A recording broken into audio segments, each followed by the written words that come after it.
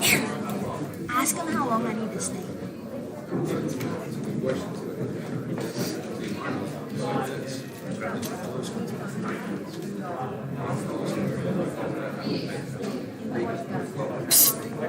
Just text me.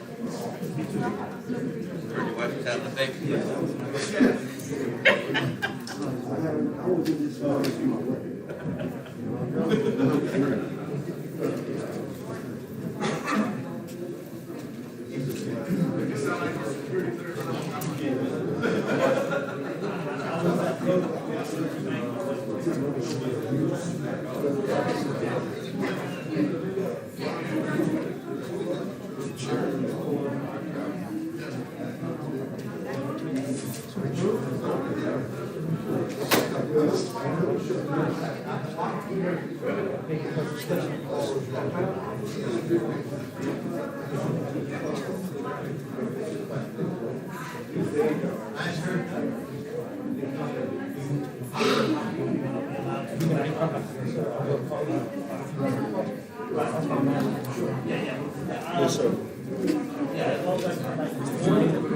Gentleman that lives with his kids playing in the back. Yes, sir. I did get it. Okay. Good guy. Yes, sir.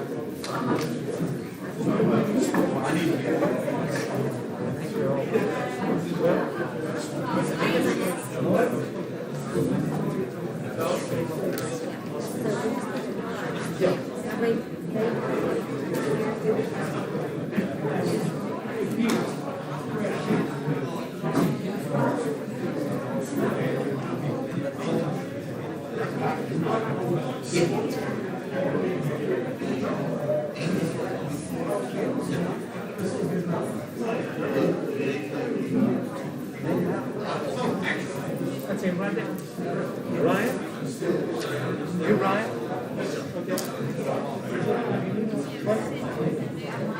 Comments about how we fund the recycling.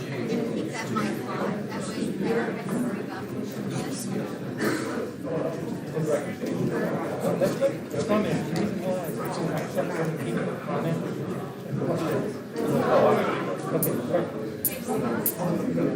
It's good now since the AC.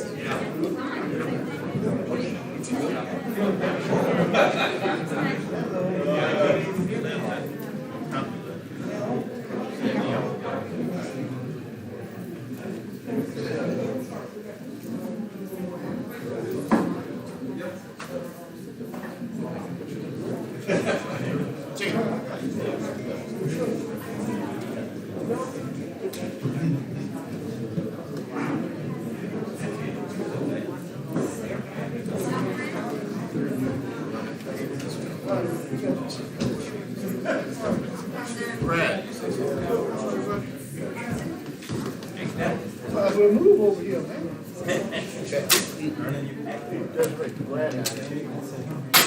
Brad, don't know where to go.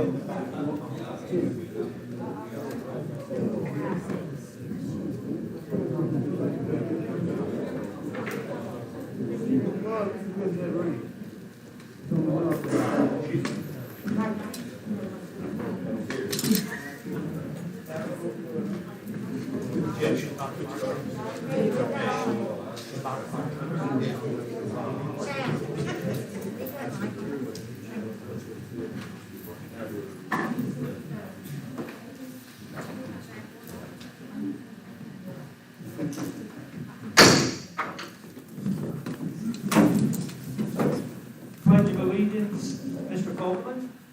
I pledge allegiance to the flag of the United States of America and to the republic for which it stands, one nation, under God, indivisible, with liberty and justice for all.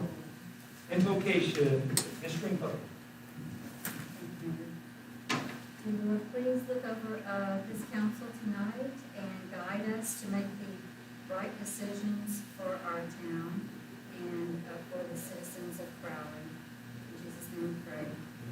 Amen. Madam Clerk, roll call, please. Jessica Bell, Here. Ray Core, Clint Prater, Here. Bob Fogelman, Here. Vernon Morton, Here. Stephen Primo, Here. Sammy Reggie, Here. Kim Stringfellow, Here. and Byron Rhodes. Here. 8 members present, none. Thank you. I'd like to remind everyone that due to COVID-19, we want to try to move through this as quickly as possible without keeping too many people confined for a long period of time. And we do have a list of people and a presentation to give for us to be able to debate this. Reading of the call, Madam Clerk. You are hereby notified that a special council meeting of the mayor and board of aldermen of the City of Crowley will be held on Thursday, June 25th, 2020 at 6 p.m. in the council chambers at 426 North Avenue at Crowley. The purpose of said meeting will be to the presentation and consideration of business plan for the City of Crowley baseball, softball complex, artificial turf, and ball field lighting project.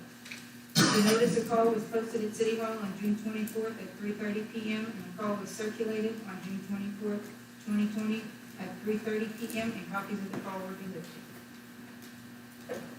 Thank you, Madam Clerk. Okay, what we're going to do next, since, like I said, we have a big list, we want to do the speaker cards first.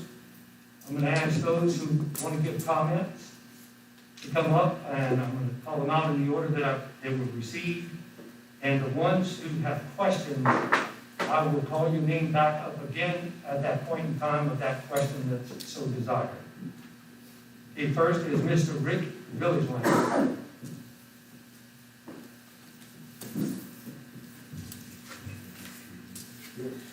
Thank you, Mr. Mayor. Thank you, City Council. I have a statement from Richard Pizzolotta that he'd like for me to read. Some of you may know him better as Coach Piz. Dear Mayor and members of the City Council, I wish I could be there tonight to support the subject at hand of turfing the fields at the Crowley Recreation Department. However, after making my semi-annual trip to New York City in February, I had a spell that left me with difficulty breathing and had to go to the ER. Because of my recent trip to New York, I was sent to the Corona ward in Lafayette to be tested for the virus, where I tested negative twice. Due to this, and my age of 83, I rarely get out at this time. Over the past 2.5 years, I've been working closely with Galen White on his new book, Crowley, the Best Baseball Town in the World. The book is currently at the publishers and will come out in early 2021. This book will bring great national attention and publicity to the Crowley Millers, Miller Stadium, the Crowley Recreation Department, and in turn, Crowley as a whole. Galen will be promoting the book on over 25 sports shows that air on both TV and radio nationally. Not only will this put Miller Stadium in the national spotlight, but it will put our recreation department in a Cadillac stage.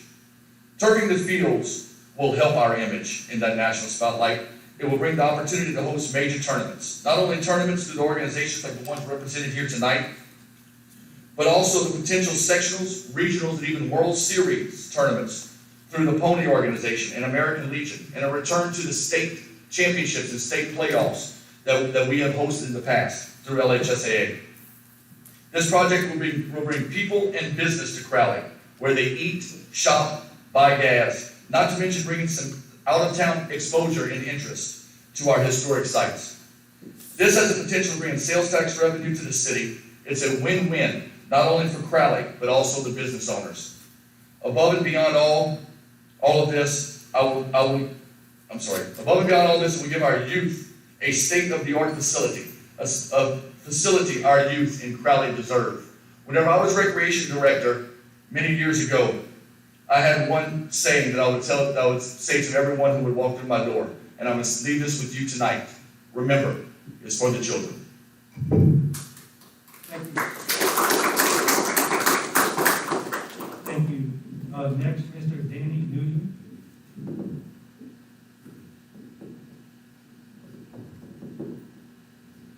That's pretty hard to follow right there, to be honest with you. But anyway, I'm here in support of the turfing of the fields. I think you guys know for the most part that I'm a big advocate for economic development, and I think this plays right into that. Bringing in all these teams with new money, I see a lot over here where we patronize each other's business, but it's kind of the same money just exchanging hands. And this is new money coming into town. These teams, these families, they spend a lot. The restaurants, and I'm even thinking, outside of this area with, and I say Crowley, but within the parish, and that's really what I'm all about, is economic development in the parish. But, the hotels in Rain, in Dusong, in those areas, and the restaurants in those areas, when you get 40 teams in a tournament, they're going to reach out, within 15 to 20 miles just to stay, because they're going to have to. But I also think that I know there is a hotel study, in fact, I don't know if you guys are aware of it, but we can share with you, that one Acadia did probably 3 or 4 years ago that showed the need for it and the demand for it. So this only really, I think, justifies it even further. But anyway, I was talking about the other towns, I think, that would really gain some economic development within the parish. The restaurants in Crowley, I spoke to a couple of the restaurant owners, Pat Boards and Fizzo's, Brandon Tronholm, and they're in full support of this as well. Like Pat told me that Youngsville and Broussard just cranked up on their tournaments. Again, they have their new restaurant in Broussard, and he said they couldn't put another person in there for 3 or 4 hours. He said it was absolutely jam-packed. He said everybody was in uniform. firearms, all the kids, you know, there. So it definitely could be a big boost and positive move for the town. Thank you. Thank you, Mr. James. Next, Mr. Chad Monzo.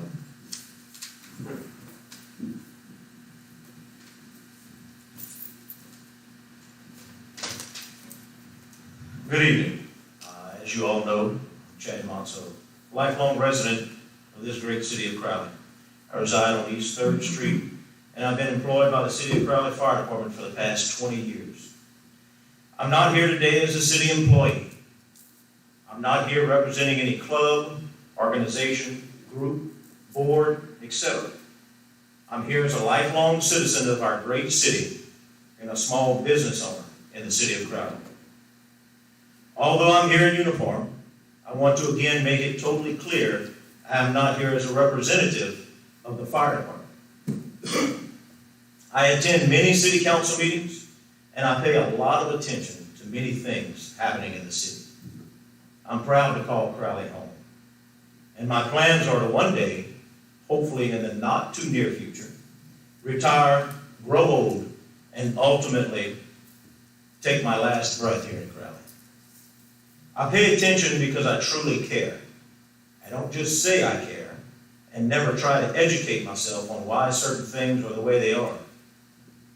I attend these meetings and I listen to everything I learn, everything to learn why things happen the way they do. I take pride in being a firefighter for the past 20 years for the City of Crowley, and I am humbled that many people call on me for my opinion on many issues in the city so they can try to get a better understanding of why something is the way it is. I want to comment on the agenda item being discussed this evening, the presentation and consideration of a business plan for the City of Crowley baseball and softball complex, artificial turf, and ball field lighting project. I've received messages and phone calls with questions and concerns about this project and what my opinion on it is. The common concern is we have many projects that need to be done, but there seems to be no money to do them. We do need why do we need turf fields before we fix our drainage? Why do we need turf fields before we rehire the 3 firefighters who are laid off? This is a big common question by many. Why do we need turf fields before we make sure our public safety is whole with everything they need to respond when our citizens call for their assistance? The list goes on, but I think you get the picture. Well, I will tell you, although I am not here today as a representative of the fire department, I want to thank the many citizens who voiced their concerns for the fire department's needs being priority over turf baseball fields. While I agree the fire department's needs should be priority, I want to say that I am here today to speak in favor of this project.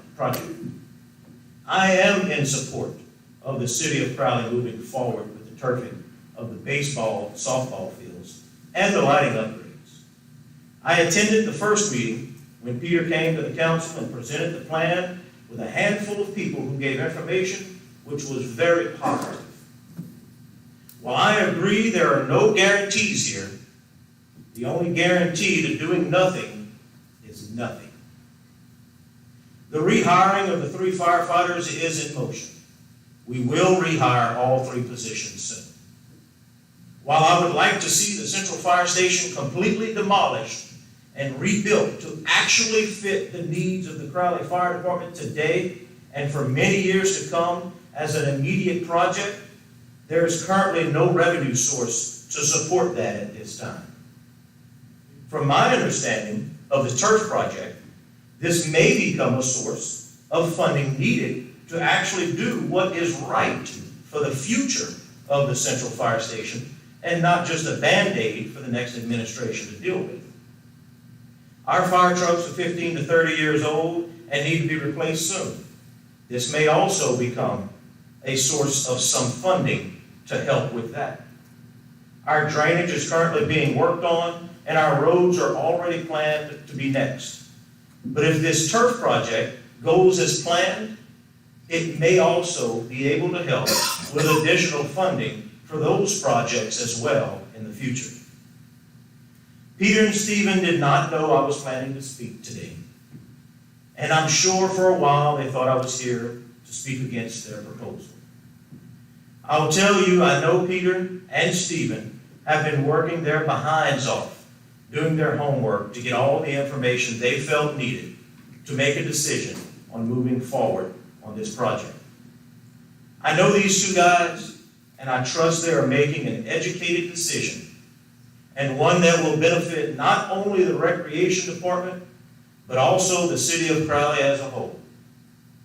I know these two men have a heart for sports, and I know their heart is in the right place when it comes to the Crowley Recreation Department and the betterment of our great City of Crowley.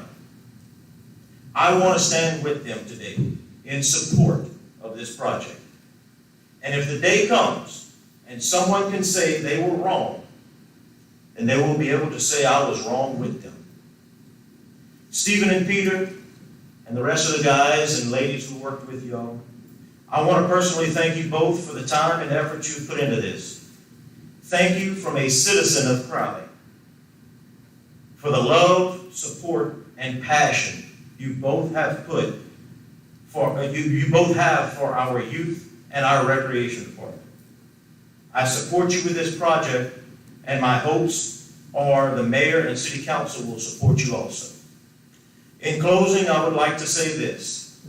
All too often, I see and hear comments about a little city next to us. Why is Rain cleaner than Crowley? How can Rain do this, but Crowley can't? Why this and why that happens in Rain, but not Crowley? Well, I'll tell you this. We all have the opportunity and the ability to make Crowley everything we want it to be. We just all have to get up off of our lazy behinds and work together as one to make it happen. The question was asked if now is the right time to do this project. I think now is the only time to do this project. If we do not jump on this train now and make something happen now, you know where those railroad tracks lead? Straight to Rain. And I promise you, Rain won't hesitate to jump on the opportunity. There's an old saying in baseball and sports, build it and they will come. Let's build it now so they will come to Crowley. Thank you all for allowing me to speak this evening. As always, if I can be of any assistance to any of you, please don't hesitate to call at any time. May God bless you all, and may God bless our great City of Crowley. Thank you.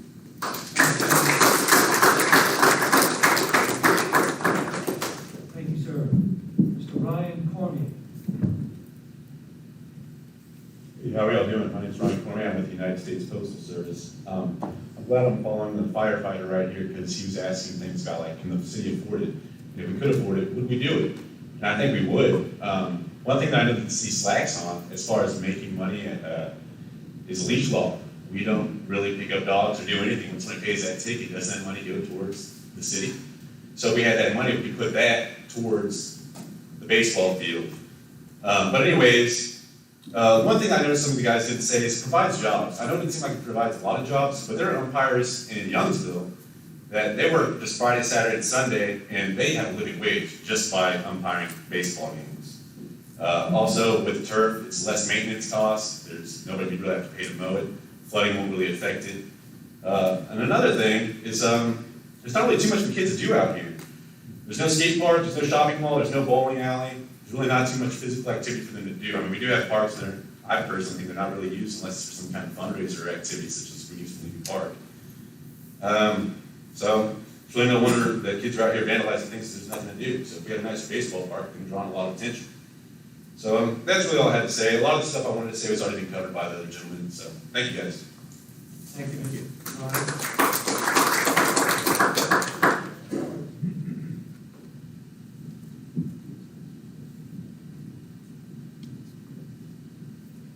Okay. Mr. Tracy Young has some questions, and we'll get to those in a little bit during our presentation. We will come back to you, Mr. Young. Okay. We'll begin our presentation. Mr. Peter Peter Kirsch. Mr. Peter Kirsch is our recreational director. Thank you, Mayor. Thank you, Council. Thank you, everyone here tonight to show interest in our project. Mayor and members of the council, I would like to thank you all for the time and the opportunity to present to you a plan that will bring the Crowley Recreation Department into the 21st century. This plan will give the city's economy a much-needed shot in the arm. You should have all received a copy of this business plan last week, and I hope that you've been able to study it thoroughly. The goal of tonight's meeting is to consider a major renovation of our recreation facility on Mill Street, including Miller Stadium. The renovation will include turf fields, infield and out, LED lights with new galvanized steel poles, new mason block netted backstops, which will be an upgrade from the current chain link fencing that we have now. All new black vinyl fencing to replace our current galvanized chain link fencing. The new look facility will now feature 2 new high school sized baseball fields, lit to NCAA standards, and up to 6 high school softball fields lit to a current high school athletic standard. The goal of our renovation is to revitalize the recreation facility and turn it into a revenue-generating property for the City of Crowley. This will allow us to host 40-plus tournaments annually, which is up from the 6 to 8 that we currently host, depending on weather. As you have read in the business plan, the revenue generated by field rentals and increased sales tax revenue will more than pay off this project. This will also bring thousands of people from out of town to Crowley, which will also boost our economy. Simply put, these visitors would not come here without a facility of this caliber. I am certainly not an economist, sorry. I'm not a small business owner, I'm not a restaurant owner, but I can certainly see the value of having an extra 1,500 to 2,000 people crossing the storefronts every weekend. Another benefit of hosting these events is recruiting of new business to Crowley because of the annual tournament load. This single project could bring a wave of new business along the newly developing I-10 corridor. The other aspect of this project that I feel is equally important is the new life it will breathe into our recreation department. As you have read in the business plan, a facility would promote dual participation in select and recreational softball and baseball. A facility of this nature would invite children from all over the area to come and experience the turf. We've all heard, if you look good, you feel good before. And it's my belief that with a phenomenal looking state-of-the-art facility, it will inject a newfound sense of pride for the citizens of Crowley. I know that we have been looking for new ways to encourage our community to take pride in our city.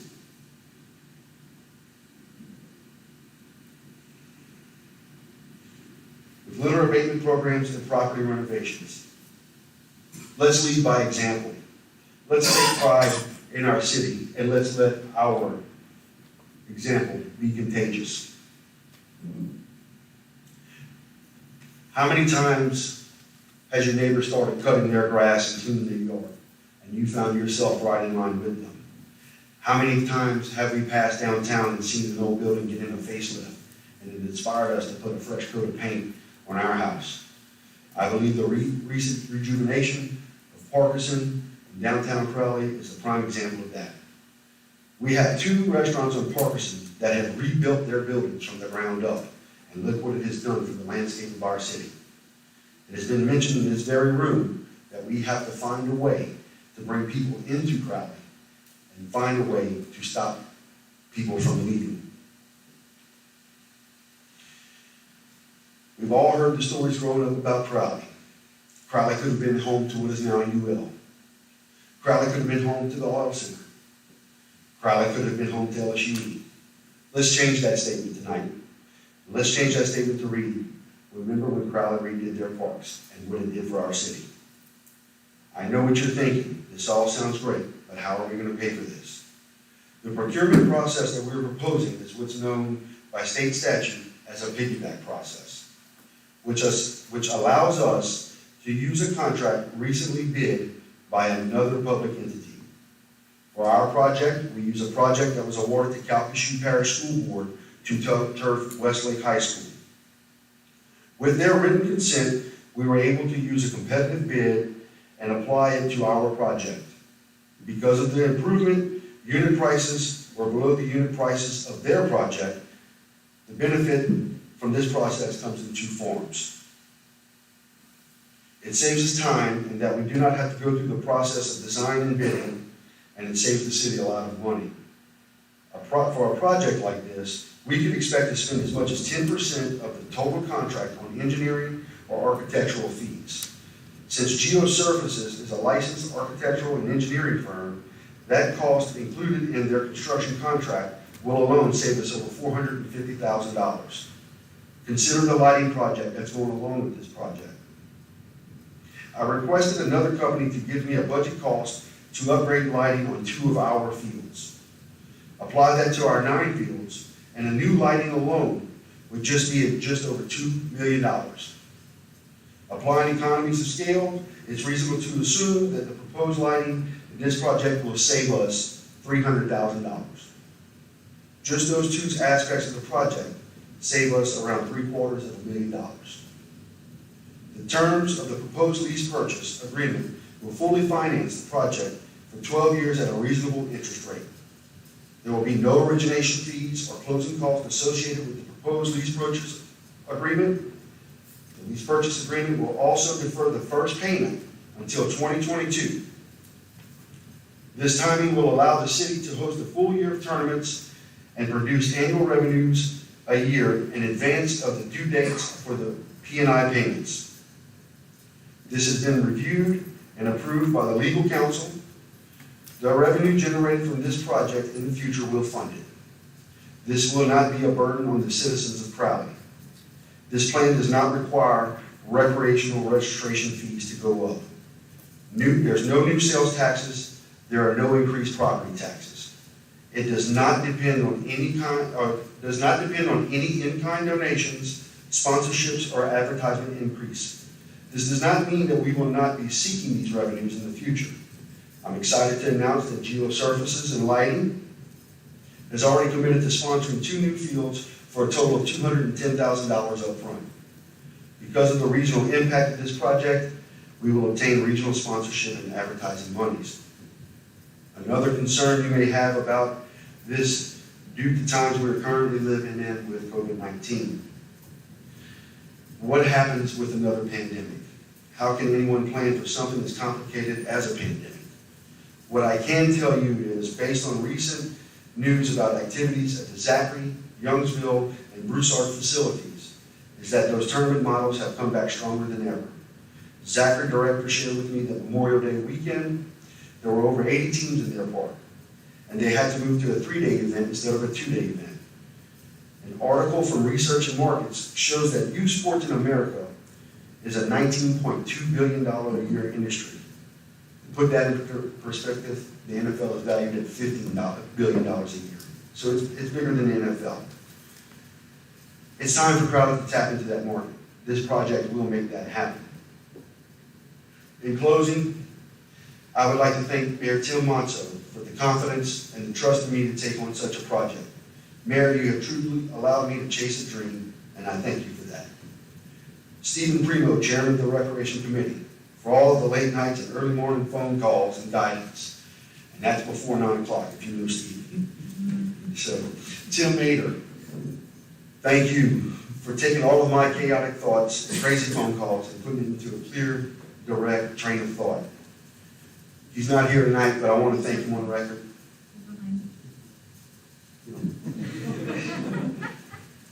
The next gentleman was not here tonight, but I want to thank him on record, and that's Mr. Tim Robichaux. He couldn't be here tonight, but he provided a letter for you guys to read. Tim has truly been a mentor to me. He has a place in his heart for Crowley, and he has taken a million, hey, do you have a minute text, and it's turned into an hour phone call, which isn't hard with me. I want to leave you guys with one last thought. Coach Lou Holtz, national champion head coach at the University of Notre Dame in South Bend, Indiana, once said in a commencement speech, The worst mistake that he ever made as a coach was after he won the national championship. He thought that if he could maintain that level of success that he had achieved, he would be okay. That thought process is what led to his failure, in his opinion.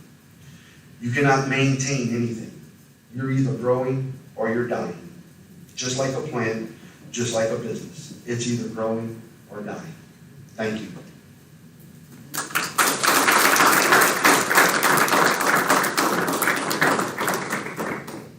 Thank you, Peter. We appreciate it. And I want to tell you, I'm very grateful for all the hard work that you have put into this. You've really worked hard. You did a great job. Thank you very much. Along with Mr. Mater, Mr. Primo, and everybody else. I know I'm going to forget someone, so I'm not going to try to sit here and name everyone, because I know there was a lot of people who were involved. Thank you very much. And if you want to continue your presentation and call people up as you see fit. At this time, I'd like to call up Mr. Charles Dawson with Geosurfaces and Geolighting. If you guys have any questions for him for the technical aspect or the construction of the project, here he is. Hi, Mr. Mayor, Council. Thank you for having me.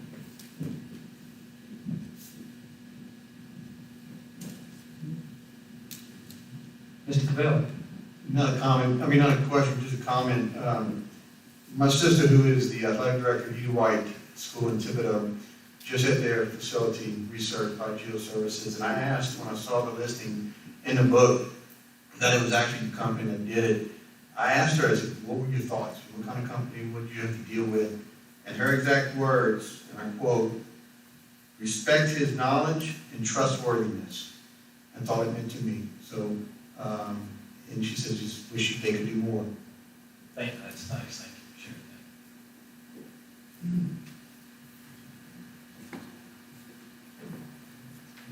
that. Okay, thank you. Mr. Craig.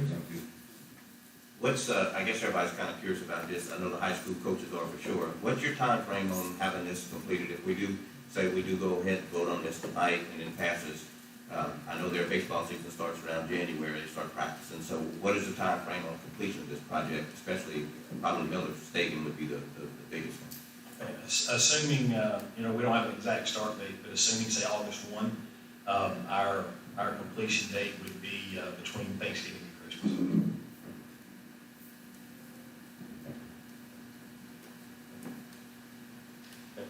Thank you. Mr. Charlie, thank you very much. Appreciate all that you've done. At this time, I'd like to call the representatives from 2D Sports.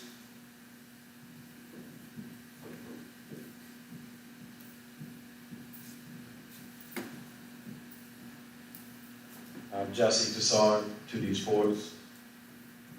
Y'all can fire away. Just give us a little background on yourself and your organization, please. Yes, sir. We're a comprehensive tournament organization. We run tournaments from 7U to 18U. Primarily started in Louisiana, now we're in 12 different states. You guys talking about the Broussard facility. We just hosted a tournament there last weekend with 117 teams. Wish y'all would have had your fields ready. Could have thrown some teams over here. So that was the only problem, is that we didn't have another facility to put more teams in. But I respect you guys are extremely passionate about your city. Peter's extremely passionate about the park. We'd love to be a part of it. We'd love to host events here and bring teams and help your city grow. Mr. Craig. I had a question from one of my constituents. I guess he attended one of your tournaments this past weekend, and he was asking, I guess, one thing is the contract that you signed with each city is, at my understanding, is not necessarily exactly the same with each city. So was that negotiable? I know, like he said, y'all charge $10 to get in, and you keep the gate, or maybe you don't keep all of the gate. Maybe that's negotiable. But I just want to know the terms of your contract. Is it set in stone, or is that something that's going to be negotiated? And who's going to negotiate that? Is it going to be Peter, or how's that going to work? Yeah, most entities are different. Everybody has their own rental agreement, but there's some similarities to all of them. And I would assume that Peter and I would get together and set the calendar and the rental agreements and what that. But yeah, majority of tournament companies are going to keep the gate and pay a rental fee. whatever that is that you guys decide. And so it's a good partnership, whenever you get to the table, start talking finances. Ms. Greenfeld? Thank you, Mayor. Mr. Cassari, if this is passed tonight, do you have projected how many weekends do you think we would be looking at for our ballparks? Since we do youth and high school, and I would assume that we're the only organization in Louisiana that can fill your park from top to bottom, it would really be up to Peter and us and my partners to get together and say, what we think we can do year-round for you. And we always want to under-promise and over-deliver. So whatever that would be, but just off the top of my head, I would say 12 to 14 weekends at the minimum, putting teams in here. Mr. Martin? Oh, I'm sorry. Mr. Goodell, you had your hand up. Okay, Mr. Martin? Okay, first of all, I've had a chance to go to some of the parks around. I don't know if y'all can hear me, trying to see what's what. I don't need to look at my bald head all day. I've always admired the way Youngsville had their recreation facility. I remember when we had talked about this a few years ago, and at that time, everything was a pipe dream. This and that, someone used the term, if you build it, it would come. Pretty sure it would. When Chad got up here, he had asked a question, that people asking him, which they do, about layoffs or what have you, why is this and why is that. Every day has a time and place for whatever. These fields, are they transferable? In other words, can you align the fields, say, for soccer? Or do they have to be strictly used for baseball?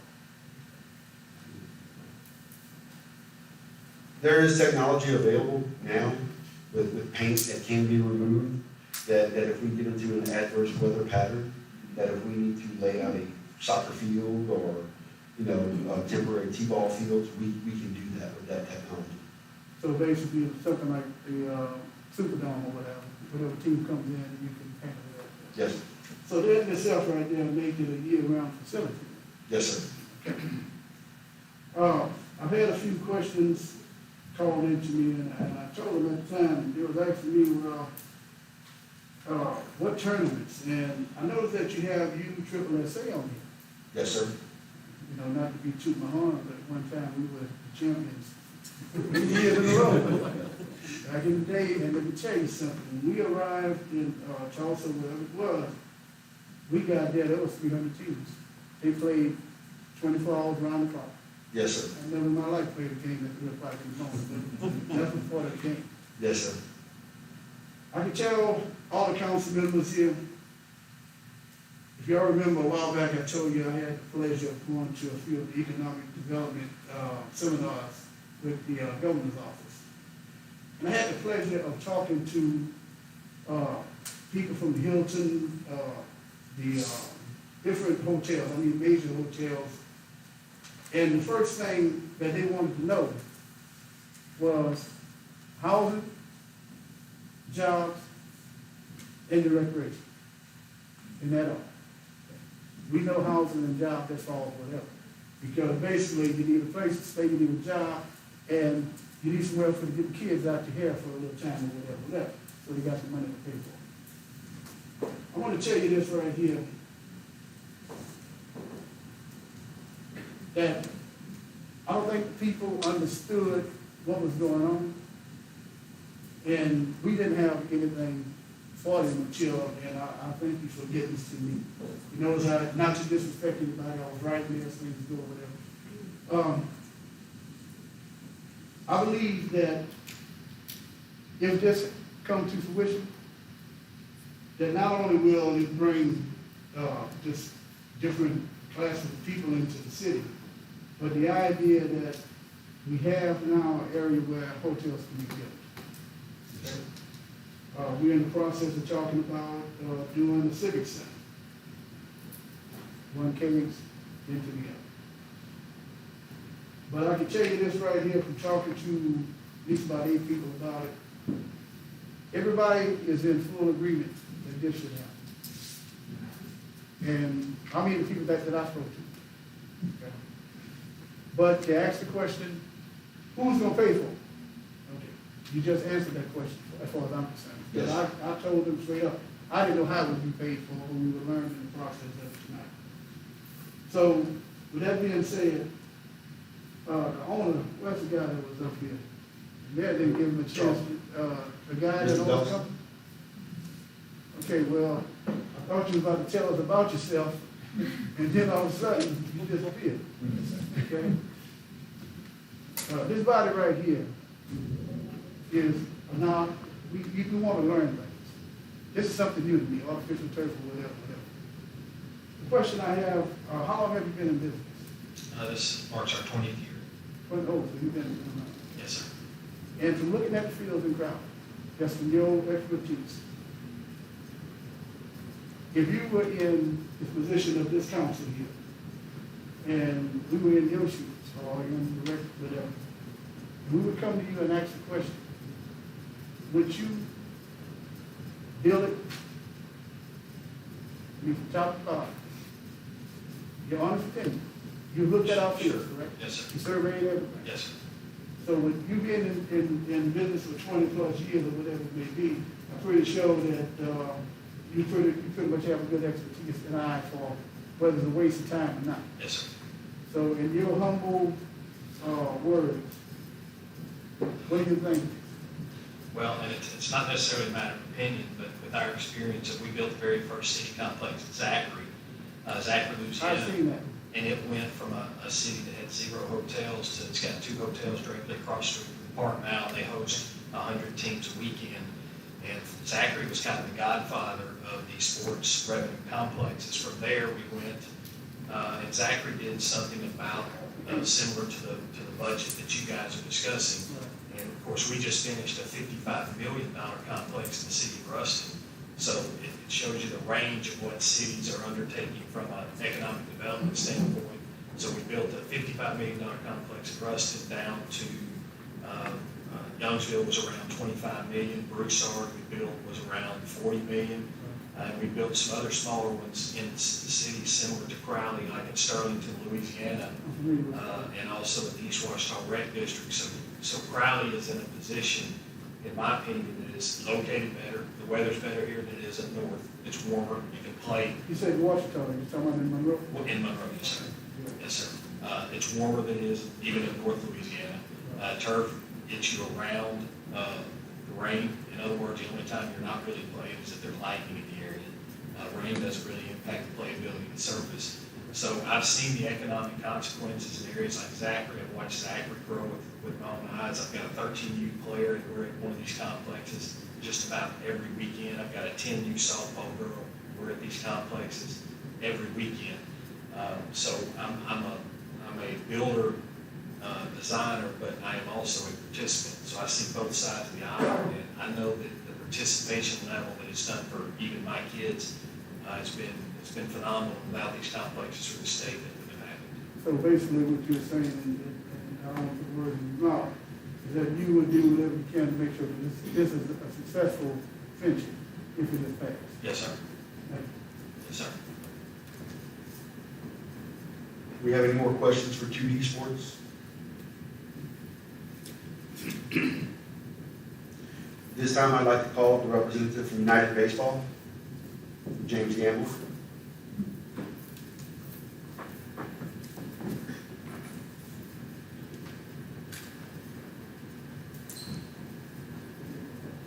Thank you guys for letting me come and speak to you a little bit. Introduce me as United Baseball. My name is James Gamble.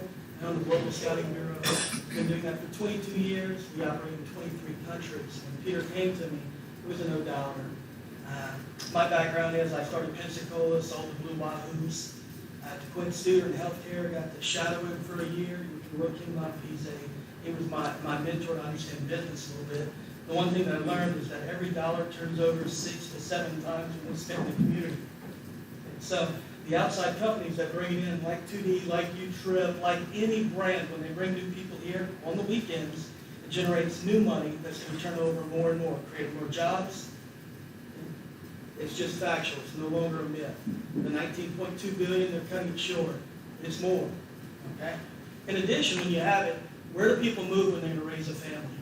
To a community where they have terrible parks and recreation departments with nowhere for their kids to go? Do they find places where they can go and their kids can play? The high schools, they benefit from it. You have high school tournaments. There's so many positive things that come from just upgrading your facilities. And for me, the biggest thing is time. When kids lose out like they have this year, they don't get to make it up. When it rains and those games are canceled, there's time that you're missing them. There's money that you're missing out. That's hot dogs that weren't sold. You know, there's T-shirts from a community that are going to be sold. There's going to be new businesses that come in. A lot of people are going to question, is it real? Will it happen? Well, look where ballparks are being built. They put them in bad areas of the city, and you watch the entire city turn around because it creates such an economic stimulus. It's massive. It's the greatest unifier. The reason we call ourselves United Baseball, we're trying to unify people through sports. I've been all over the world. I never get shot at. I know my skin color. I've been throughout Africa, all over the Middle East. And it's always because sports are a unifier. And I'm not in politics. I'm not in religion. I want to give kids an opportunity to live their dreams. I was fortunate to live a dream. I got to play for Tony Robichaux. He was one of my mentors in life. Okay? From there, a 5'10" guy got to play professional baseball. Then I got to work with major league teams. Then started a company, and I deal with all 30 of them. And I work with 23 different countries and finding players an opportunity to play at the professional level. Locally here in Crowley, you're going to name a kid, I'm going to know them. I've helped the Falks, I've helped the Kirsch's, the Robichaux's, the Abshires. When the players are good, my goal is to advance those athletes, giving them hopes and dreams and letting them live their life. When they become our age, they're not playing anymore. So time is important. All the rainouts you have, you can't make those up. I also remember that you have a lot of history here. Because I've been running a ballpark out of New Iberia, and people travel into Acadian Ballpark and tell me about 1949, the Evangeline League. I'm not old enough to know it, but I know y'all got a lot of history here. Because when these people travel from the Northeast to go see the ballparks, they always tell me they're leaving to come see what's here. So I do believe it's time that y'all can do a lot of positive things. I think there's small sport choices done repeatedly over time equal drastic results. I believe when you do the ballpark, you're going to see hotels, you're going to see new restaurants, you're going to see people working. So I think it's a very positive thing.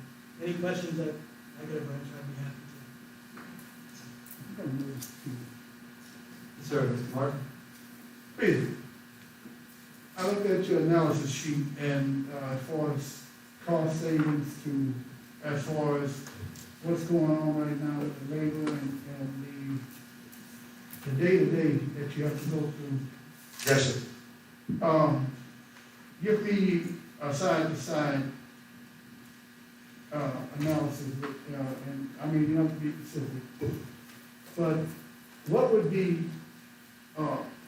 we would have to run a monthly schedule for repayment, am I understanding that? No, they'd be annual. And, okay. Yes, sir. So basically, your monthly savings would all combine for that one-time payment that year, correct? Not all of the savings. It's Well, no, I'm savings saying, no. plus revenue. In other words, to vacate that year, payment. Yes, sir. Okay. Using a percentage. Let's say of the savings that you predicted and, knowing how many guys you have working, hours and everything, how close? You have to be specific, but let's say if the target is 100%, which is that yearly note, with the savings that you would have on everything that's done out there, as far as watering the fields, cutting the grass, pulling the dirt, or whatever it may be, how close to that target can you get? If it's 100% to say, okay, we made the note. Follow what I'm saying? I think so. You're asking the percentage of the money we would save No, just, in other words, you tell me that we would have enough money to eliminate that note for the year, that's fine. But if you think it would fall off 10%, in other words, I'm trying to give you a chance to let everybody here know that the savings of it, of all the labor and all the people that you would have working, okay, would be something that would be compatible to us just writing a check and say, well, look, we had to pay for this anyway, just to get to where we are. I see what you're saying. The cost savings that it would save, I can honestly tell you, would not cover the cost of the note. Okay. It would be somewhere around 10% Okay. that we would save annually. Okay. The cost savings analysis that I ran, and I understand that the wording might be a little bit confusing, Right. because I talked about a labor rate savings But on that's, the that's field. why I need that. Right, but what I want to clarify, this proposal does not cut a job. It actually proposes for a new full-time job at the recreation facility, but the labor rate that it saves is the time that we would not have to spend on the playing surfaces. That's labor rates that we would not be spending on the fields themselves. And also the generation of all the money that would be coming in with all these extra funds. Yes, sir. And just, I mean, tell it like it is. Transparency is 100% accurate, because you can see right through it. Yes, sir. I do have in the audience who won't speak tonight, but I have a gentleman that worked part-time with us through high school. And I'll give you a quick breakdown on the tournament weekend for us. We'll get out there and start games on Friday evening, 5:30 in the evening, and that last game will knock off about 9:30. But then we go to work. And then if I have my part-time staff with me, that's 8 guys and gals.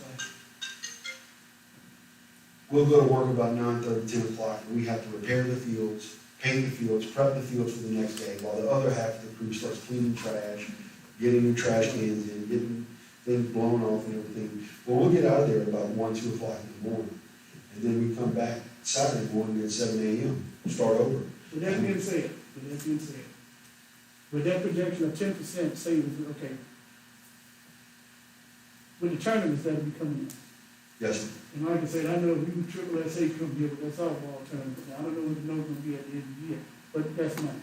Yes, sir. Okay. And the economic benefit of it going through the city and restaurants and what have you, that's a social and also economic impact right there. And just for me to know, Yes, sir.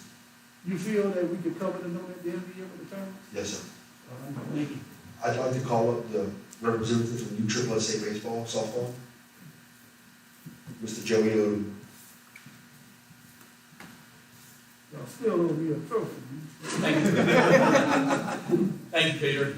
Mayor, City Council, thank y'all for having me. I have some material to hand out, if that's okay, if I can do that. This is Kaylin Justice, works in our state office. The rest of them are up in Dallas running the event.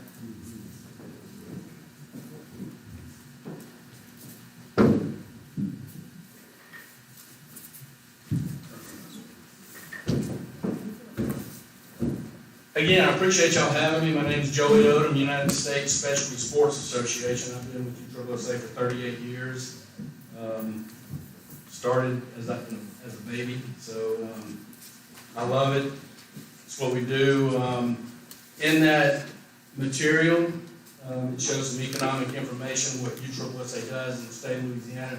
USSSA baseball is about a $100 million economic impact in the cities where we play.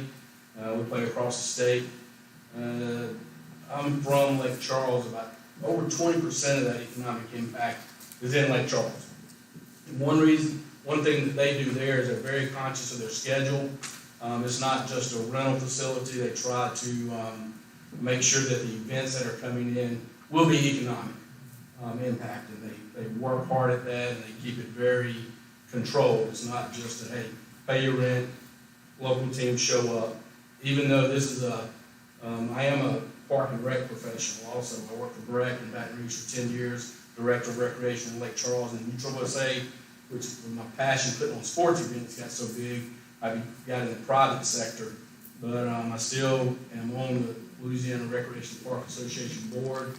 We do have a sports program that we work through there, and I'm the chairman of that program. So at heart, I hear all the great passion from the city and all the things about the kids, and it is so true. There's a reason that recreation is right alongside there with the fire department, the police department, sanitation. It is a very important component in the city. It keeps kids involved. Back in the Industrial Revolution, when kids started coming into the cities, and they were part of gangs. They were getting in trouble on the street. They were playing stickball, but so recreation became part of the government and part of the city, to where now they're part of the gangs that we control. They're part of teams and have a positive impact. And I believe those kids out there, they are our future. And if we make an impact on them, you think about your teachers back when you were in elementary school. You remember your teachers, but you remember your coaches. Anything, any sport, any event, any special activity you did, you remember them, some of them good, some of them bad. But the importance of sports and the impact we have on our future, the impact you have on your city. So anyway, there's a lot of information in that literature. Be glad to answer any questions. We have about, USSSA baseball runs about 7,000 teams in the state of Louisiana annually, this year nationally not. We do offer baseball, girls fast pitch and slow pitch. So they can kind of shake it up, get different people coming into the area. Any questions? Mr. Greenfellow? Thank you. Thank you, Mr. Odom. Same question for you. How many weekends do you envision if we pass this, if we build this? How many weekends do you envision using our facility? Well, what we do, and one thing USSSA is, USSSA is a sanctioned body. USSSA doesn't actually host events. We go out and find directors and they sanction through us. So what we do when we come into an area to help coordinate that, first thing we do is we Peter say, hey Peter, what do you need for your local league? Any festivals, what do you need for pony? What do you need? Take all those out, that comes first. And then we sit down and look at the calendar, and that's what we can do is we can coordinate to where there's not a baseball event, Youngsville, Crowley, Lake Charles, and everybody's fighting for the same team, to where we can throw in their fast pitch. We kind of, it all connects. So we highlight the big events, and hopefully we do 100%. So you kind of coordinate all of those different groups and with Peter. Correct. That's why I think we're so successful, and the biggest thing is getting people from out of town. The new money you're talking about, spending it here, and that's how we do that.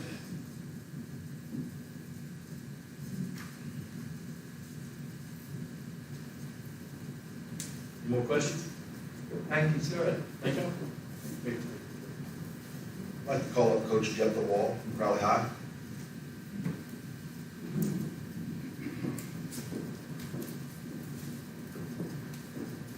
How you doing? My name is Jeff DeWall. I'm an athletic director and football coach at Crowley High School. Peter asked me to come, not to speak and sway anybody in any way, but to speak about what the impact would be for Crowley High School. Coach Chad Grader, who's also our baseball coach, knows that our tournament has kind of shrunken over a few years. Okay, at one time I think we had 17 teams in that tournament. Now we're down to 5. So that would probably be one of our major factors, that we're getting a chance to get these other schools to come here and guarantee them, hey, we're going to play these games. We're not going to go and you're going to travel down here and play 1 or 2 games. Get lightning, rain, and then we're going to be back shipping you back home. So that port's done. The lightning is, like you said, always a factor. It's always going to be a factor. I think Mr. Morton probably asked one question that I wanted to ask, and that was, what would the impact be for other sports? So football, if we're getting rain delays, which we had 1 million this year, it seems like we're in the gym every 2 days every week. So it's a little tough, but if we could get out on a better surface and just practice in the outfield or field or whatever it may be, that would be so beneficial for us. We hosted a middle school softball tournament. Our middle schools hosted several tournaments, softball, baseball. So the impact for us would be great. It's, we get to go out and ask for help from the community and, show sponsorship, whatever. It's out there at the tournaments. I'm sure we're going to do signs and everything else. that goes along with the park and everything else, but, the tournament itself for us, we're gonna add to everything, kind of gel the community a little bit better for us. Financially, it would help us, you know, on a little bit of the standard, but not too great, but, something's better than nothing, right? We're not talking big business for us, but it could be big business for the city. Thank you. Coach, Yes, Mark. Coach, I'm not sure how, Acadia Parish works with the teams. Let's say Church Point Rain. Is there like, understanding that, do they come to Crowley and play, or do they have fields in their hometown that they play into? I know Rain. yeah, Rain has their own field, everybody has their own field. Okay. You know, Church Point, I think, has just built a massive, very nice baseball facility and softball. I know they just upgraded their baseball, softball facility. Playing still at the rec. So y'all be playing the Crowley? So we all Line? play our games down here. We had built a girls softball field on campus, and we've been playing on that lately. The school board has been putting a lot more money back into it for trying to generate it. We do a lot of practicing on what was the old baseball field at Crowley High School. Just Miller's a little bit better atmosphere, you know, and for our kids and for us to help keep bringing our kids and showing that, just that positive energy and just, you know, getting that involvement from our kids. Miller's a nice facility, I mean, you know, it's a no-brainer for us to go downtown and How many play. games do y'all play? At home, we probably play 12 to 15, you know, not counting the tournament. Now, Peter, you also cover Notre Dame players on the field as well? Yes, sir. So basically, And North Central. okay, That- so that's why basically, during that season, we probably looking at anywhere from 30 or 40 games, Oh. concession and You're everything. looking at probably 45 to 60. Okay, one other, I just got a text, what about the parking?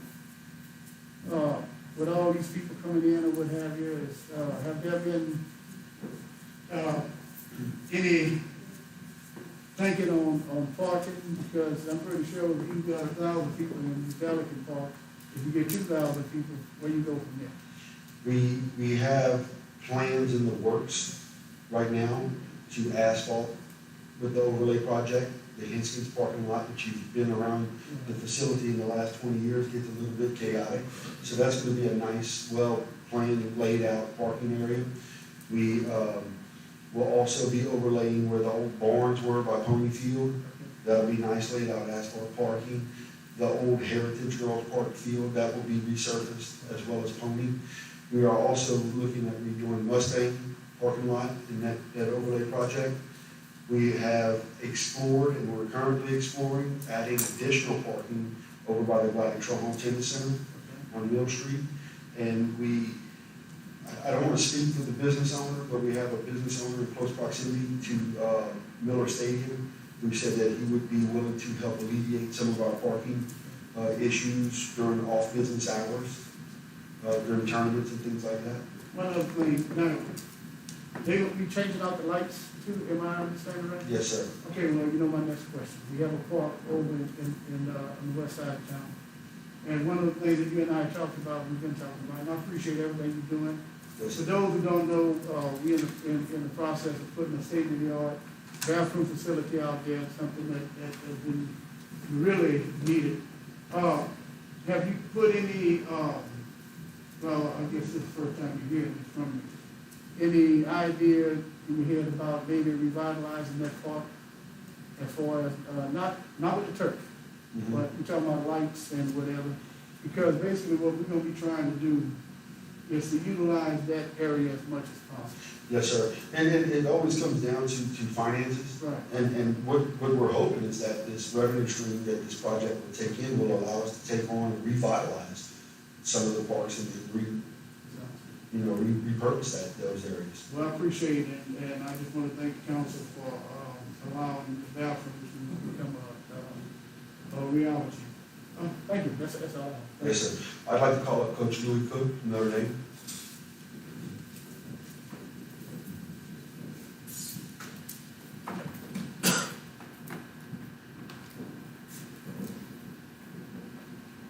Thank you, Peter. I appreciate the opportunity to spend a few minutes with you. You know, I've coached in Crowley now for 31 years, although I've never lived in Crowley.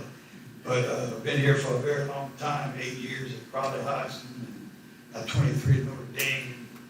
We've always, in both places, have used Miller Stadium all the years that I've been there. Just going back, using the example of the upgrade that they did at Miller Stadium years ago, it allowed Coach Piers and I to go in front of the LHSA years ago and outbid 4 other schools for the state, 3A state tournament, which we hosted the semifinals and the finals.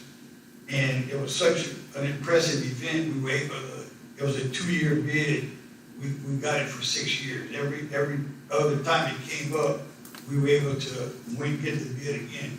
The last 2 times, nobody even bid against us. And so we were able to bring that tournament here, you know, for 6 years. And just the impact that it had at that time was impressive. And it shows that what an upgrade could do.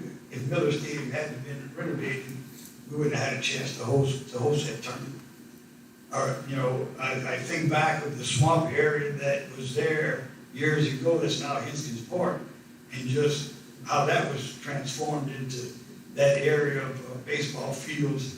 What that has done, just enhancing the Crowley High recreation. So just areas that have already been improved. I know this is a major task and definitely a financial risk, but everybody else has come and said what's going to happen, and I don't have any doubt or any disbelief of anything that they're saying. I know that these people have done it, they've seen it happen, and I have too, so I'm not going to, you know, go back over those things. But the one thing, you know, that I do, and I saw happen, and, you know, never would ever use athletics to upstage, especially as a coach and an educator, to upstage academics or to put athletics or you know, baseball ahead of any other needs that we have in our cities. But in going back to years ago when Mark Emmert was the chancellor at LSU, and his goals were to try to enhance endowments and enrollment and just build LSU back to a national prominence as far as academics went in research. And to accomplish his goals, he hired a professor. He paid that professor $1 million to come to LSU to try to help him accomplish the goals. And when Professor Nick Saban brought the national championship to LSU, all the goals he wanted were accomplished. And in reading Saban's book, the last few chapters deal with what's happened to the University of Alabama and how their academic side, they became way more selective and were able to do things. So in the society that we live in, it is important, you know, the athletic side is going to generate so much for the city of Crowley. But the biggest thing is it's going to set Crowley apart from all these cities around here that are of the size that we are and the things that they have, because, you know, those facilities stand out and just bring an immense amount of pride to this area. So, you know, hopefully we'll be able to get it done. I appreciate the opportunity. Thank you. Coach, got a question. Mr. Martin? Well, I'm glad that you did mention Crowley High. That's very well. Coach, you know, I respect you and it's amazing respect that you have all over the state. And everybody you know Louis. Yeah, I know Coach. Let's put a scenario together where we use you as the person, as an investor. If you had a choice to do just about anything in the city, build a hotel or whatever it may be, would you, as a person that knows sports up and down, would you build this complex?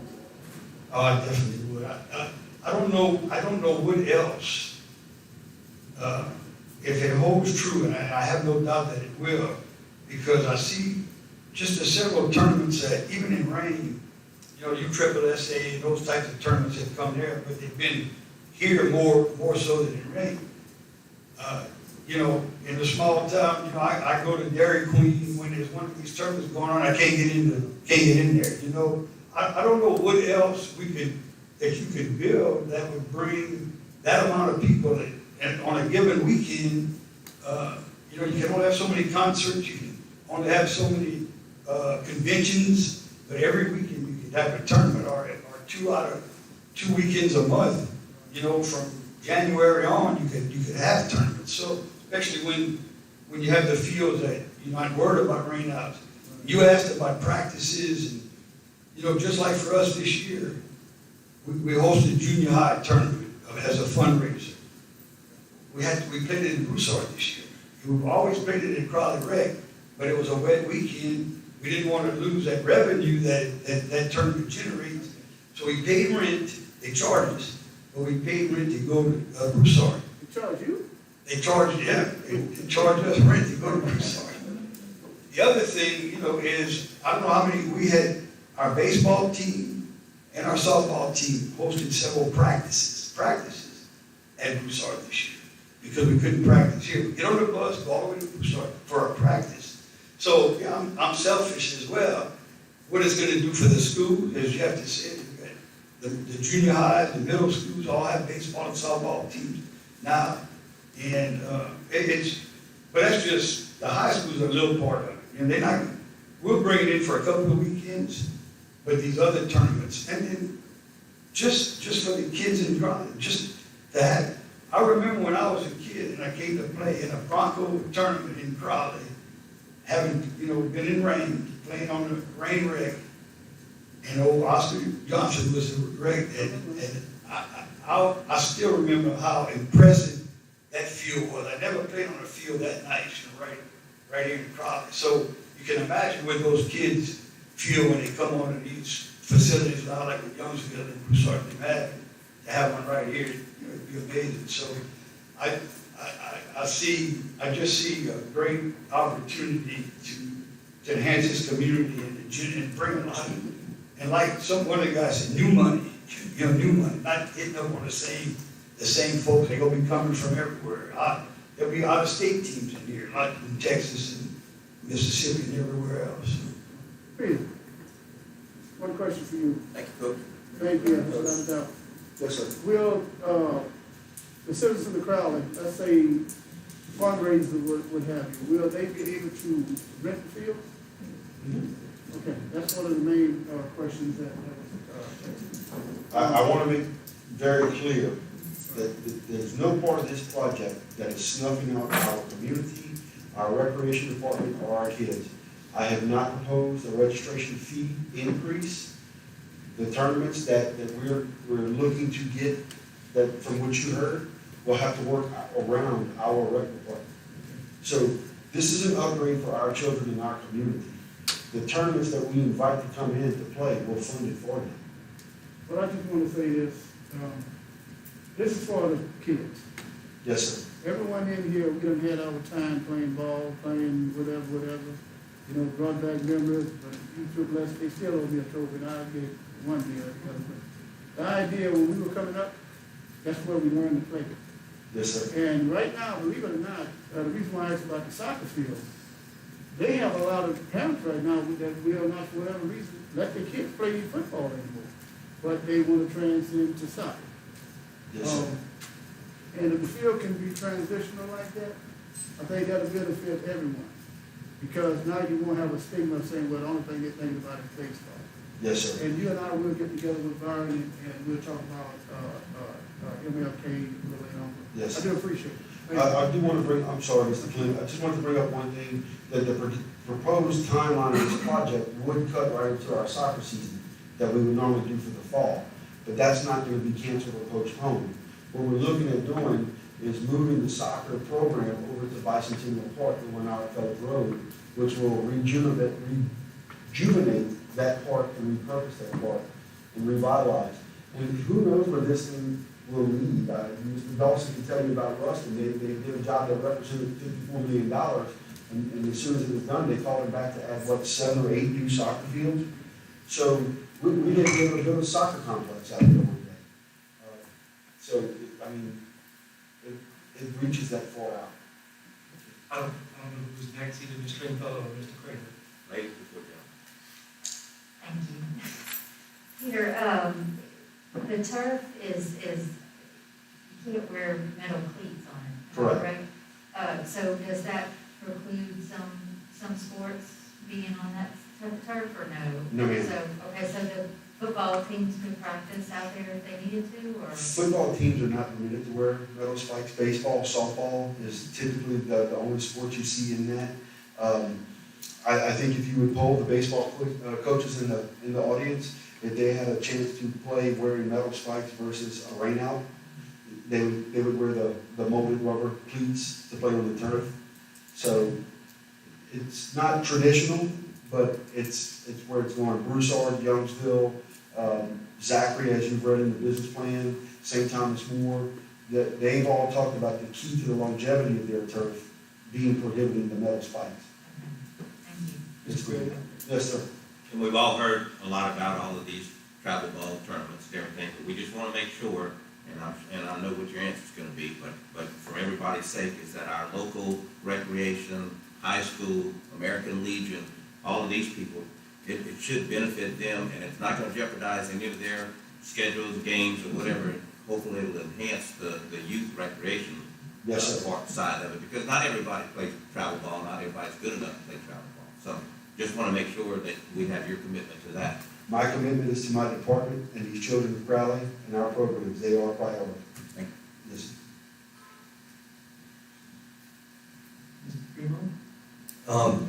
Clint, concerning what you just said, at the highest, when Tim Robichaud was director, we had a little over 1,200 kids in our baseball, softball program. We're down to about 600 right now. Our goal is to get it back up to 1,200, and we think this will help do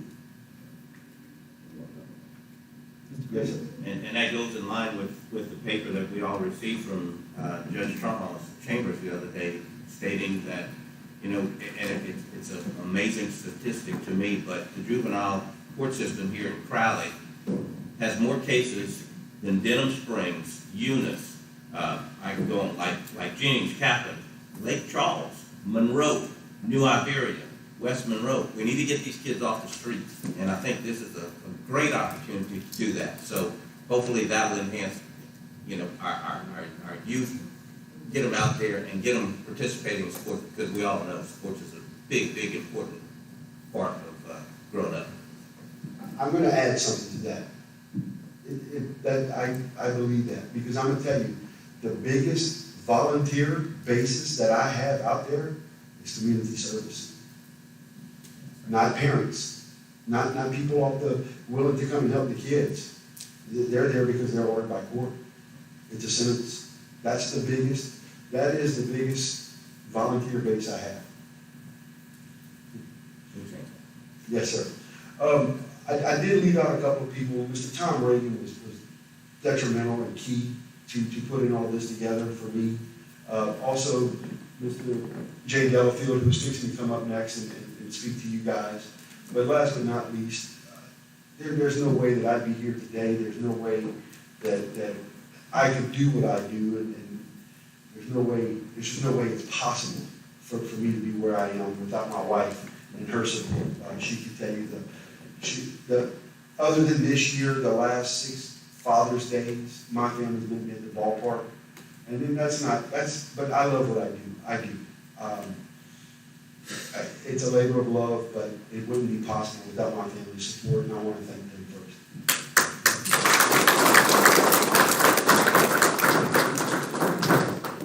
Mr. J. Delafield.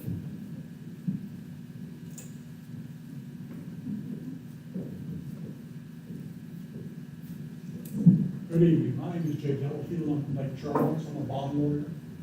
Anytime you have a project like this, money has to change hands. You've got to fund it with money. In order to do that, we have to document that money changing hands and what the rights and responsibilities of the various parties are. For instance, Crowley basically is going to sign an equipment lease purchase agreement. That's not the typical methodology that I use in bond financings, but however, In this particular case, because the turf is movable, and Tom Reagan and I have gone back and forth about that since January of this year, because the turf is movable, we're able to sign a lease. The bond commission rule is, if we sign a lease, we have to have two provisions in that lease that must be there, otherwise we have to get the scrutiny of the bond commission over this transaction.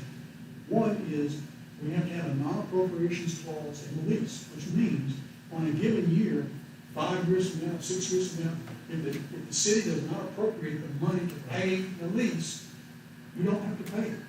Now, you don't want to do that because it impacts your credit history, but you still have that right. It's a fallback or a fail-safe provision that you have in the lease.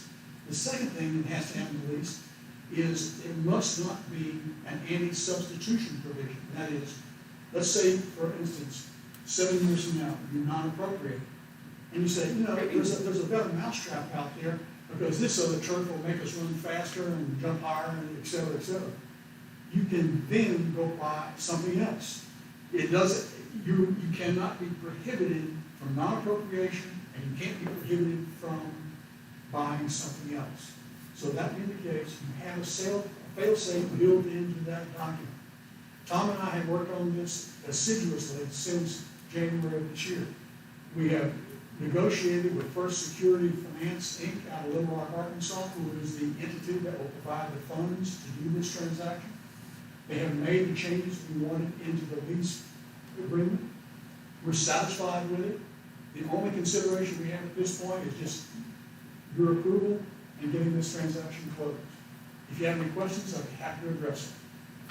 Yes, ma'am. I don't know if this would be a question for you, but in our business plan, we were given 2 payment schedules. Is that a question for you, or is that for Peter? Or I was just wondering why the difference, and we could go into that a little bit. In September of 2013, Congress, in its infinite wisdom, decided us bondholders can't give you financial advice anymore. So that question is not for me, but I know what those documents are. Those are basically the payment schedules, and that has gone back and forth a couple of times. And it was put into that plan simply to show you the negotiations that have been ongoing. Like the flexibility Yes, for ma'am. us. Anything else, guys? Mr. Craig. And that is at a 3.19% interest rate, is that correct? That is the rate that was quoted initially. The resolution that you will consider this evening has a not-to-exceed interest rate of 3.75. And the reason for that is because all bond transactions at your level on approval of a transaction have not-to-exceed numbers. Like in this particular case, the not-to-exceed principal value of the lease is $5.2 million. We hope we don't borrow that much money. And the interest rate we hope is 3.1, 3.2, or 3.25%. But we're putting 3.75 in there just so we don't have to come back to you. Now, having said that much, let's assume that you approve that 3.75. If the interest rate comes at 3.76, we have to come back to you anyway.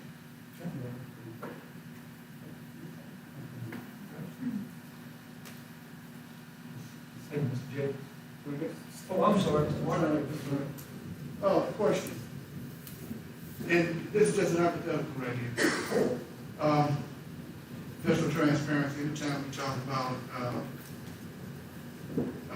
the man, I have to say that I am on the executive board. It's legal stuff. Anyway, let's say if the city would go to USDA and present this as something that the city wants, and we transact with approval of the council to get the money up front. Would we be able to get a better interest rate? Because I'm not mistaken, I think USDA is a little lower than that. Because we're dealing with basic, well, you understand. If that's a possibility, which way would you, as being a bond attorney, would you have us do? If you were representing the City of Crowley, one way is to take it out and pay it out cash and let it go. I understand what you said about the non-recourse. Okay, now that's something that I wish everybody's eyes open up when you say that. But which way would you think would be the better instrument in this case? I've been doing this now, in October will be the end of my 46th year. I have pulled more people, districts, water districts, road districts, police juries, out of the USDA. And the reason for that is because USDA provides a backstop, essentially. They provide 40-year financing. Right. Nobody else does that. So that many startups, like water districts, will start at the USDA because they don't have any history, number one, they can't go to the bank, number two, and they can't find financing anywhere else. But after 10 years, almost to no exception, the clients come back to me and say, refund that transaction, get us away from the USDA. And the reason for that is because they're so strident on their rules, and the rules are so, they bind your hands to them. They do. That's why I'm actually just putting two things on the table, because we're looking for every option possible. Yes, I sir. know I am. All right, I appreciate that. Thank you. You bet. Thanks, guys. Thank you, Mr. Jacob. Peter? Yeah, I'd like to get Mr. Tracy Young back up. Mr. Tracy Young has some questions. Well, I'm glad I waited till last to answer most of my questions already. So I just have a few concerns. To be for the record, I like this idea. I just don't know which way to go with it. So my first concern is the life expectancy of it. And from what I understand, it's 12 to about 15 years. So if we did this lease, it's 12 plus years. When we finish, we have to basically almost start all over at that point. So that's just one of my concerns. The warranty, I read the warranty clause in there, and I don't know so it talks about 35% of the pile loss, over 50% of the field, and that's what if I understand that right. And how hard is it to change out? Do you have to change out a room this size, or can you change out carpet square, so to speak? Per area. And then, if something happens and it doesn't work out, what is the cost of going back? Has anybody thought about that? I mean, is it 150,000, 200,000? Because we basically removed all the turf and everything of the grass. If we enter in a lease, can we pay it off early? If we get some grants? Okay, all right, that works for me. And then, okay, and then, so I know we just sent I guess, approval to Secretary of State for 5% hotel tax. If something happens, can it be subsidized with that tax, or are we restricted from it? Because if building and they'll come, and hotels will come, will that 5% tax help out with that? Okay? Go ahead. One of the provisions in that was for economic development, so yes, to answer your question. Okay, all right. And I understand that they're going, I'm sorry, go ahead, Steve. No, and also in there, it does say recreation. Okay, good. Okay, that was my point. So, and then also I know the company's gonna provide some lighting free of charge in exchange with some advertising or sponsorship, should I say. Can we use the old lights to regenerate the fields like it, MLK, Bicentennial and stuff like that, instead of trying to, rebuild the wheel, so to speak. And I thought about 4 months ago, the company came in that was supposed to redo the lighting for like the rec department. And they were gonna do it free of charge, with the exception of they wanted a percentage of the amount saved. Do they do that for the ball fields? And if so, can we do that for Miller? Because I know in this proposal, Miller's not part of that.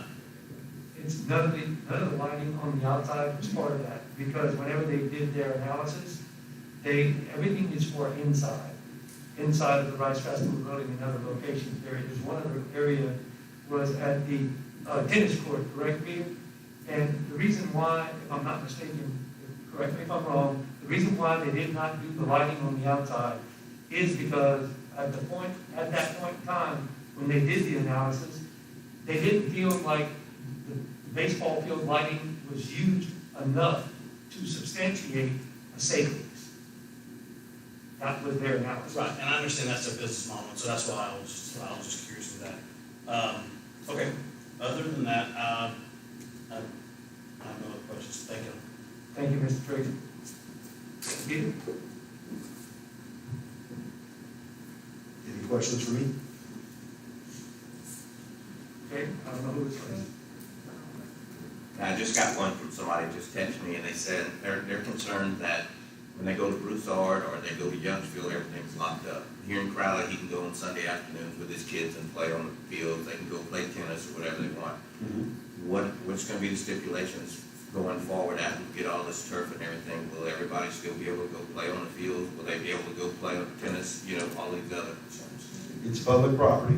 All we would ask that they do is call the office and schedule a time that they want to be out there, provided that we're not hosting a tournament or anything like that. But yes, it would still give them access. Mr. Fogel? Peter, I'm just curious, the numbers for baseball fell to 600. What's the number in soccer right We hold about 250 to 300. now? Has it ever been higher? I think at the highest, it was around 500. Baseball, softball, when we say baseball, we're talking about baseball, softball, boys and girls. That's always been the biggest draw for the rec. Is there any reason soccer has not, you know? There's several factors. You know, in the last 10 years, you've seen some of the grade schools start introducing tackle football as low as grade 4 and 5. And that pulls from that. You see some of the basketball. You see a lot of the AAU basketball, which is a tournament model for basketball. Football in this area is king, and that's where it's at. And you know, even tackle football, the numbers are skewed because of the new concussion protocol that's followed, especially by the LHSAA. I've been officiating high school football for the last 15 years. Within the last 5, the concussion protocol is just, it's unbelievable. Speaking to Mr. Dawson, talking about multi-use fields, the fields that he's proposing, even the NFL has changed their impact standards on artificial surfaces. And he informed me earlier today that what he's proposing will meet NFL fall protection standards that NFL has adopted through 2030. So, Thank you. yes, sir. Anything else? Mr. Reggie? I guess my biggest question, I kind of touched on it earlier about the coronavirus. So I guess my question would be is how many tournaments do you need to, I'd say, break even? Have you considered paying the principal and the interest? Because if we have the governor shuts us down for 3 or 4 months, can we still pay it? Correct. Well, the first thing you have to kind of look back on that is the funding that we're getting on that. We get one year funded. So if we're shut down for 3 months, we still have the tournament load to come back and support that P&I. The break-even model, the business plan operates at a break-even with the expenditures and revenue. And we were very, very conservative on the revenue that we brought in. Following some of the information that was provided by 2D Sports and using their numbers at the $350,000 a weekend event spend, you multiply that by 4 weekend, we came up with $14 million sales tax revenue. And at 1% of that would be $140,000. In our revenues that we projected, we only used $70,000 of that, and we still broke even. Another thing that we have not put in our expected revenue is, of course, the sponsorship and in-kind donation. I just feel personally that it's too volatile in the market. Nobody can make a 5 or 10-year commitment. That's hard to do with the sponsorship. So let's face it, when the economy takes a dip and things like COVID happen, companies have to make cuts too, and ultimately it's the sponsorships that fall. So I wanted to run the numbers when we did the business plan based on the tournament model and the play model, not depending on going to the bank or asking you guys to make a decision, hoping that we can fill the park full of banners and advertisements. Another thing that I am happy to say that I didn't touch on the Coca-Cola bottling company of Lafayette has donated all new scoreboards for the complex. And they're sitting in our barn waiting to go up. Whether or not this project passes, I hope it does, but we have that upgrade. And that's about a $16,000 commitment that they made to us on that.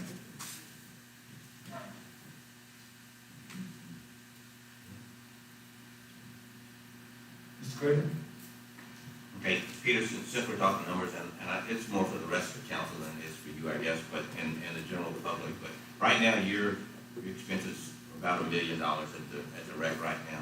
Yes. And your revenue you're bringing in is 500 plus thousand. So that leaves a deficit of about 500,000 every year that has to come out of the general fund. Yes, sir. With this note that we're gonna be making at, let's say roughly 525,000, then we're up to $1 million. That's gonna have to be generated somewhere to break even, to do, so we're talking about $500,000 to be right where we are right now. Correct. That you're gonna have to generate from all these tournaments and everything else that's going on. I think it's very, very realistic. I don't think that that's gonna be a problem at all. The thing that I'm kind of worried about is if we do hit this 1.9 or $2 million projection that you're talking about, I'd like to see some of that money set aside, a percentage of it, so that, okay, the turf is a 13-year deal. We don't want to be, we don't want to have zero in our funds at 13 years. If we could pay the thing off in 5 years, it'd be great. If we could set some of this money aside and give us a little cushion or a little fund for the future and maybe pay this thing off earlier, then when it comes down to 13 years, we have all this extra time that we can really do some things like for the fire department and all these other things. And I'm not saying we can't do it now, but I just like to see a percentage of this set aside for a rainy day fund, let's say. Yes, sir. One of the things with the revenues, if the revenue is generated within the department, from my understanding, from what I've been told, if the revenue is generated from within the department, it stays in the department. So field rentals and things of that nature, if the revenue is generated directly through the recreation department, it will stay there. The 500,000 coming, that's kicked in from the general fund. I know one of Mr. Young's questions was the life expectancy and returfing. The returfing cost, which we've been given by Mr. Dawson, is 50% of the initial cost.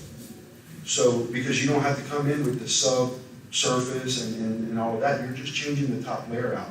So to resurface it, it's not going to be another 4.8 or some inflated number because of the cost of material in 15 years. It's right now, it's holding at 50% of the original cost. So what we need to do is pay off this loan, put about $2 million in the bank, so Yes. that in 13 years from now, we can get all of the turf when we need to. Yes. And I think everybody would be very, very happy. And one other thing, in the back of the business plan, I have some testimonials from Zachary, Louisiana, from St. Thomas More, from Turling's high schools who've installed this system. The manufacturer, Mr. Dawson, has told us to plan to budget a replacement in 10 years, to be on the safe side. It's not a 10-year life expectancy. He's telling me he's getting results 15, 16, 17 years out. But everything that I've done with my research and is 12 on the low end and 15 is the sweet spot. And ultimately, also standards change, the concussion protocol. So they're trying to build in a little bit of extra CYA, for the lack of a better term, to make sure that they're not playing on a unsafe service, I'll say. Mr. Martin? Like what you just said right there, if we are lucky enough to have that type of surplus, I would ask the council that we dedicate these funds to upgrade of the other parks. Hopefully, if everything goes right, we pay it off in 7, 8 years. Well, then we can look at MLK and also Centennial Park, and what that would do, that would take away, let's say someone decided to throw a little tournament. Instead of having them out in big part, they can be using those two as needed. So I would ask, if everything goes right, and once we do the final adoption deal, if passed, that we use the term dedicated funds. Okay? He get it 100%. Any money that comes to recreation is dedicated to recreation. And let's face it, every time we do something good for the parks, we may put up more candidates, that you know. But if we use the money wisely and keep a little, not a slush fund, but, your idea, rainy day fund, that we take care of the business of all the parks, and that way even the tennis courts, we got tennis courts that needs to be done, and basketball courts and all. So I just want to make sure that we are on the same page with that. Thank you. Mr. Kingsbury. Thank you, Mayor. I don't know if this would be for you, Peter, or the mayor, but two questions. One about the COVID situation. Would we still be able to host tournaments if we were in phase 2? Yes, ma'am. Actually, they were hosting tournaments phase 1. And what I had talked about earlier with Zachary, Memorial Day weekend, we were still in phase 1 at that time, the state of Louisiana. And they had over 80 teams in their facility. And that's why he went from 2-day to 3-day to accommodate for the extra teams. But also, that's an extra day of revenue generated within that city too, because most of their models run on a Saturday, Sunday model. We do have some instances, and we hope that's the case, where we get these 90, 100 team tournaments, and we're Thursday, Friday, Saturday, Sunday. And then my other follow-up question would be still on that payment schedule. How do we decide which payment schedule? Is that decided later, Mayor, or do we decide that tonight, or? Yes, ma'am, that is part of that business plan and that payment schedule. But there's 2, so I didn't know what we, like, is it just because one's a 12-year, one's a 13-year, and I didn't know if we just, if it's an alternate, or? That'd probably be a question for Mr. Delafield to answer. I'm asking. What's one is, there's 2 payment schedules, and if they do adopt it, now, which one of those payment schedules do they decide that tonight? Or?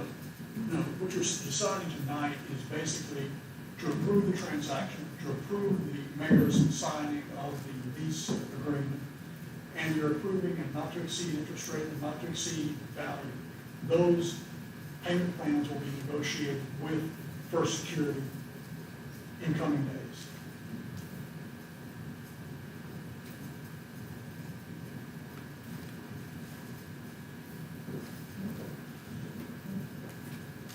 We get the point of order.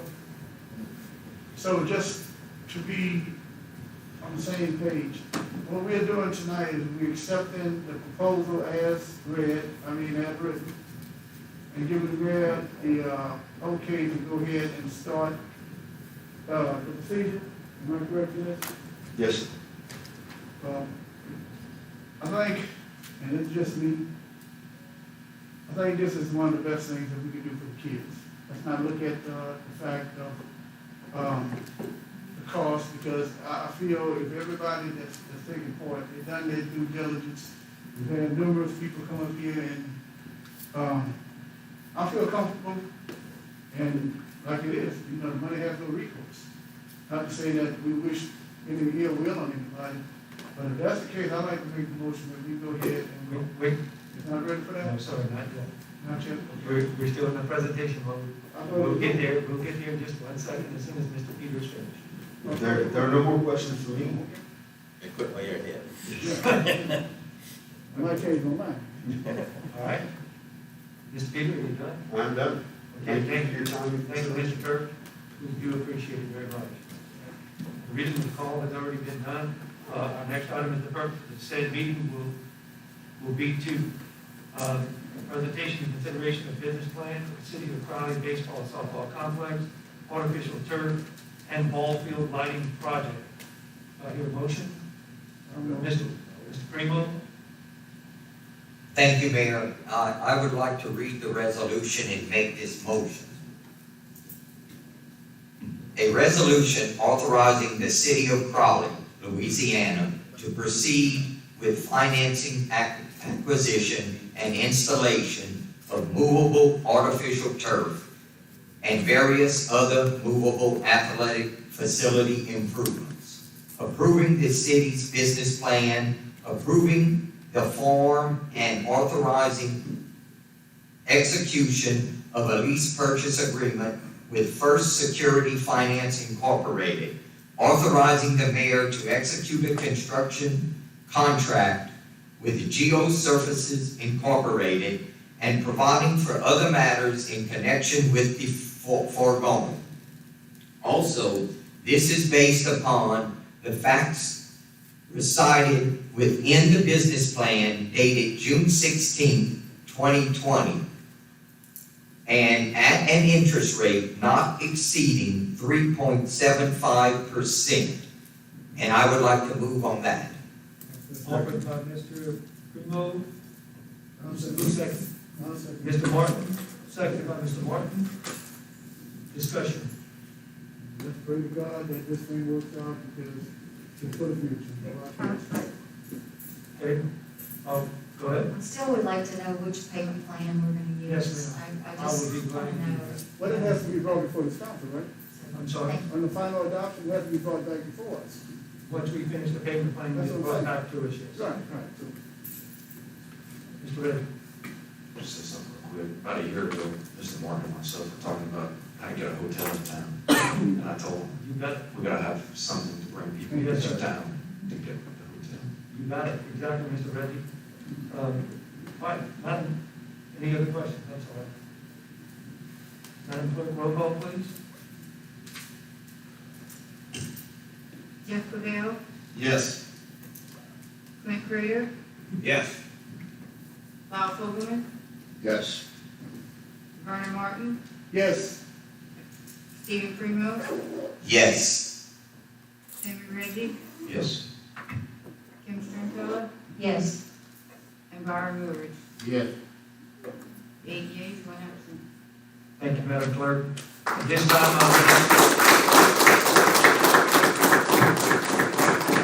At this time, I would like to thank everyone who took part in this. I would mostly like to thank the council for coming together and working on this and passing this. This is a great thing for Crowley, and you are a part of it. Thank you. And everybody who worked so hard, I don't want to name everybody because I know I will forget someone. But thank you, it does pass. Yes, sir? I move to adjourn. Second, let's get out of here. He's back for us right there? He's back for us? Who's back?